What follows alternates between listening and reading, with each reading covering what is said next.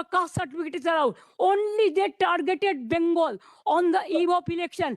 আজ ভারতের বিচার ব্যবস্থার ইতিহাসে এক নজিরবিহীন দিন। দেশের প্রথম মুখ্যমন্ত্রী হিসেবে সরাসরি সুপ্রিম কোর্টে সওয়াল করলেন জননেত্রী মমতা বন্দ্যোপাধ্যায়। এসআইআর মামলার শুনানিতে আজ বিচারপতিদের সামনে মুখ্যমন্ত্রী মমতা বন্দ্যোপাধ্যায় ঠিক কি বললেন, কেনই বা আবেগে ভাসলেন মুখ্যমন্ত্রী, জনতাকে মুখ্যমন্ত্রী ঠিক কি বার্তা দিলেন, এই সবকিছুই জানাবো আজকের প্রতিবেদন। আজ প্রধান বিচারপতি সূর্যকান্তের বেঞ্চে মামলাটি শুনানি শুরু হতেই নাটকীয় মোড় নেয়। কোনো আইনজীবী নয়, নিজেই বক্তব্য পেশ করতে শুরু করলেন মুখ্যমন্ত্রী মমতা বন্দ্যোপাধ্যায়। তিনি বিচারপতিদের উদ্দেশ্যে সরাসরি বলেন, মাই লর্ড, সেভ ডেমোক্রেসি, অর্থাৎ ধর্মাবতার গণতন্ত্রকে রক্ষা করুন। মুখ্যমন্ত্রী অভিযোগ করেন এসআইআর এর নামে পশ্চিমবঙ্গের ভোটার তালিকা থেকে লক্ষ লক্ষ সাধারণ মানুষের নাম বাদ দেওয়ার ষড়যন্ত্র চলছে। তিনি প্রশ্ন তোলেন, ভারতের মতো একটা গণতান্ত্রিক দেশের সাধারণ মানুষের নাম ভোটাধিকার থেকে কেন এভাবে কেড়ে নেওয়ার চেষ্টা চলছে। মুখ্যমন্ত্রী মমতা বন্দ্যোপাধ্যায় সুপ্রিম কোর্টের প্রধান বিচারপতির বেঞ্চে ঠিক কিভাবে তার বক্তব্য রাখলেন, চলুন একটু দেখে নেওয়া যাক। Lawyers fight for the case and they're fighting from the beginning. We are also. But sir, when everything is finished, when we are not getting justice, when justice is crying behind the door, I quote Rabindranath Tagore. In other state, sir, the domicile certificate is allowed. Sir, the family registered card is allowed.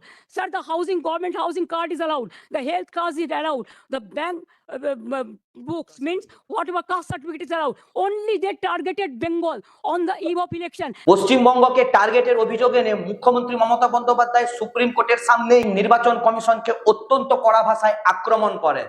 তিনি বলেন, অসম বা অন্যান্য রাজ্যে SIR এর নামে যেটা হচ্ছে না, সেটা পশ্চিমবঙ্গে কেন বারবার করা হচ্ছে? বেছে বেছে শুধু পশ্চিমবঙ্গকেই কেনই বা টার্গেট করা হচ্ছে? অন্য কোনো রাজ্যে কিন্তু মাইক্রো অবজারভার নিয়োগ করা হয়নি, তাহলে বাংলার ক্ষেত্রেই বা কেন? নিযুক্ত এই সমস্ত মাইক্রো অবজারভারদের রিপোর্টেই কি 58 লক্ষ বঙ্গবাসীর নাম বাদ দেওয়ার চক্রান্ত চলছে? ERO has no power now. They have superseded all the power from DO, ERO, BLRO. Only they have appointed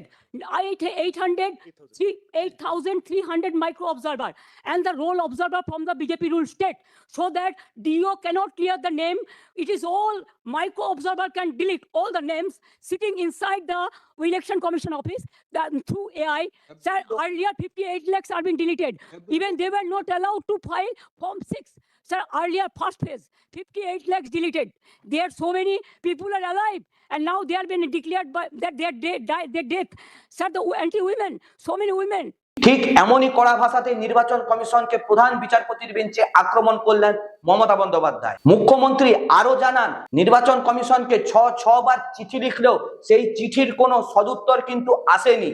তাই বাধ্য হয়ে আজকে বাংলার মানুষদেরকে রক্ষা করার জন্য মমতা বন্দ্যোপাধ্যায়কে সুপ্রিম কোর্টের দরজায় এসে দাঁড়াতে হয়েছে। এমনই ভয়ঙ্কর অভিযোগ তুললেন মমতা ব্যানার্জি। সওয়াল করার সময় আজ মুখ্যমন্ত্রী মমতা বন্দ্যোপাধ্যায় অনেকটাই আবেগপ্রবণ হয়ে পড়ে। Justice is crying behind the door. I quote Rabindranath Tagore.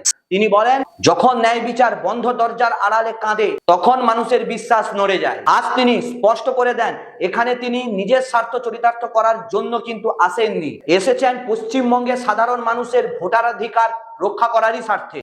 ছোটখাটো ভুল, যেমন বিয়ের পরে পদবি পরিবর্তন অথবা নামের বানান ভুলের জন্য যাতে গরিব ভোটারের কোনো নাম বাদ না যায়, সেই আর্জিও তিনি জানালেন আজ সুপ্রিম কোর্টে। Mismatch, mismap, unplanned. Now suppose a daughter after marry, she go to the in-laws house. Now why she's changed her title? Why she's using the husband's name, husband's title? That is also mismatch. Yes, sir, they have done it, sir. Now, sir, only just want to say. Number two, sir, there are some daughters who married and shifted the in-laws house. Their number also just unilaterally deleted.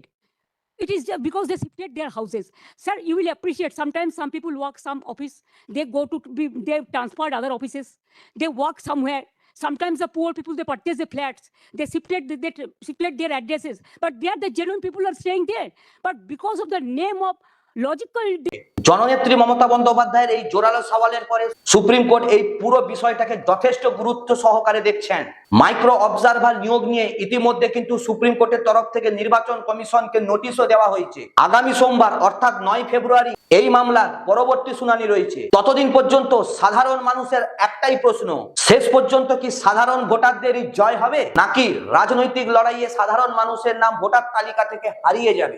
আজকের এই ঘটনায় আপনাদের মতামত কি তা comment সেকশনে অবশ্যই জানাবেন। মমতা ব্যানার্জির এই পদক্ষেপ কি সত্যিই সাধারণ মানুষের ভোটারের অধিকার রক্ষা করবে? খবরটি ভালো লাগলে লাইক, কমেন্ট এবং শেয়ার করতে কিন্তু ভুলবেন না।